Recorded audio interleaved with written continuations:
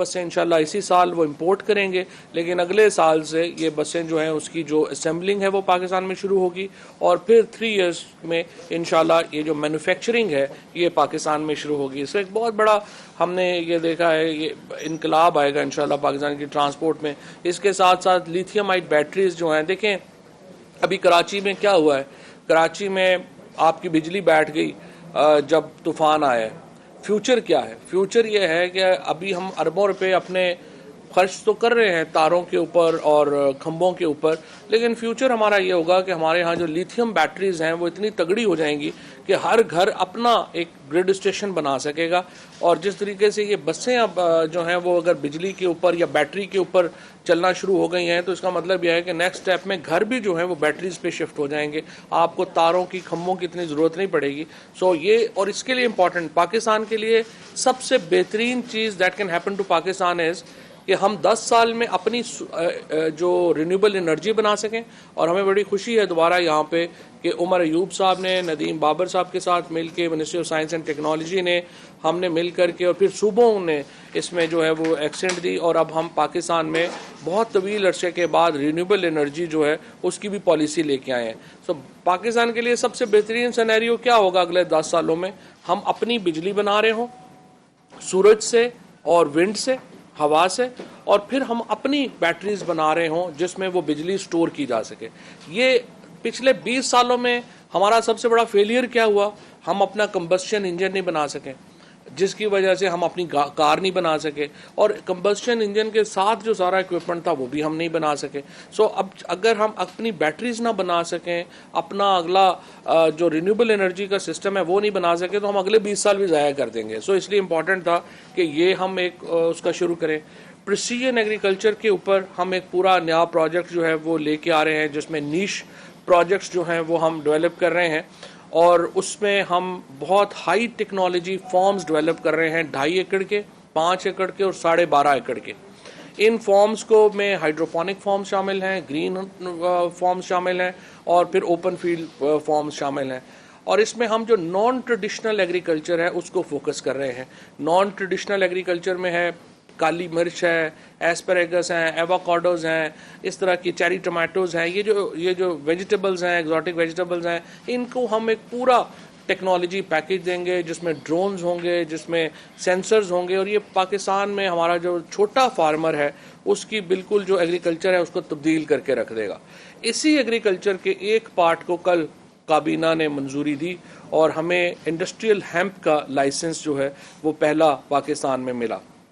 अब ये industrial hemp को कल से मैं देख रहा हूँ बहुत सारे लोग कंफ्यूज कर रहे हैं कि ये कोई भंग का या कोई ऐसा जो नशावर कोई फसल है, जिसको ज़्यादातर चूँकि पाकिस्तान की एक हिस्ट्री रही है अफ़गानिस्तान की इस वजह से, क्योंकि अफ़गानिस्तान और में बहुत पॉपी ग्रो हो रहा है, तो बहुत लोग इसको कंफ्यूज कर रहे हैं कि ये कहीं पॉपी ग्रो की जो है वो इजाज़त मिल गई है, जिससे को हेरोइन या फ़ीम या इस तरह की जो नशावर अद्वियात हैं वो बनती हैं। सो उसको ज़रा मैं क्लैरिफाई एक तो मैं करना चाहता हूँ, थोड़ा मैं आपको बताना चाहता हूँ कि इसका पोटेंशियल क्या है पाकिस्तान के लिए।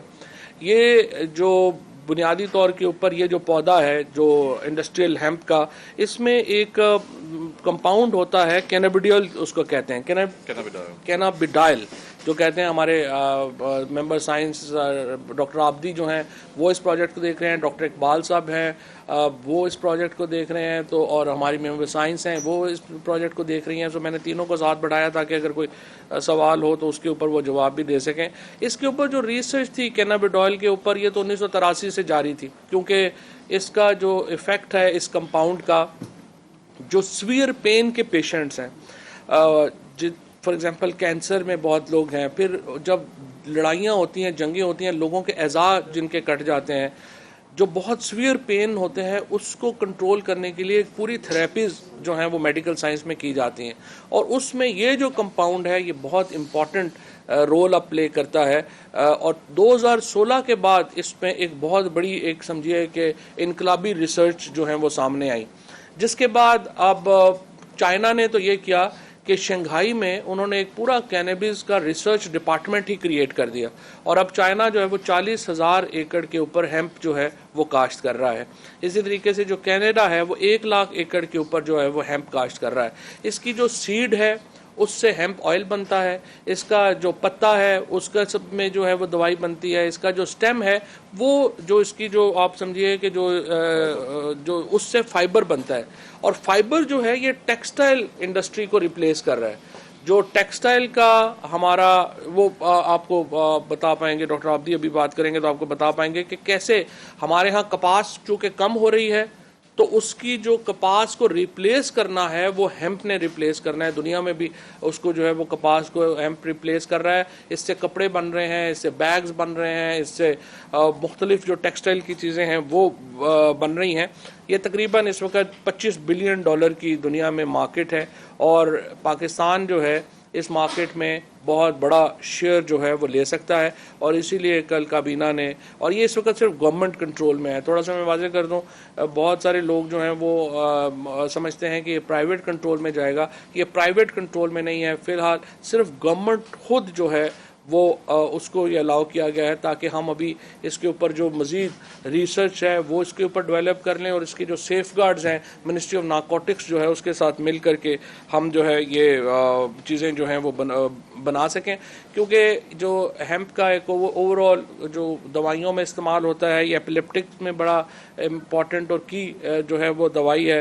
पेन कंट्रोल में मैंने आपको जिस तरह से बताया है, फिर क्रोनिक पेन में, कैंसर की जो बहुत सारी दवाइयाँ हैं जिसमें जो है वो यूज़ होता है।